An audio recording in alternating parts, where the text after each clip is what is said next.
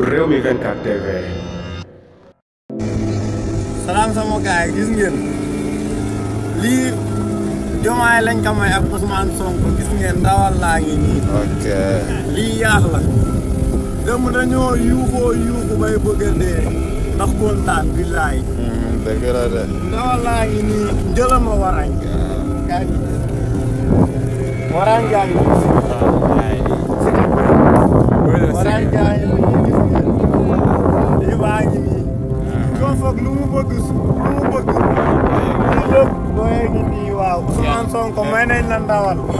waa gaal gi ñoo la ko may noo mën a def ba nga jot si rek waa jëla capitaine bi moom moo ñëpp ay sompala waaw ñun ñëpp ñoo ngi nii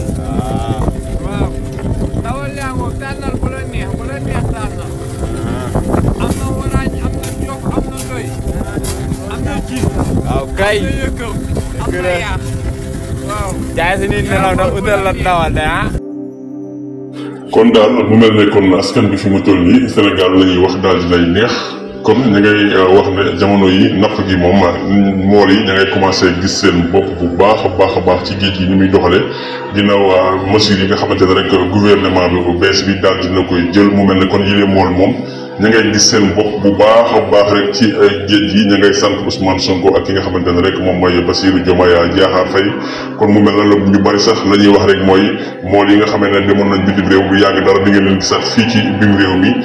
biir réew mi ndax kat li ñuy am ci géej gi ñoom mënuñu ko am fële da sax seen famille nekk ak ñoom moo leen gën a luñ mën a nekkal kon daal bu mel ne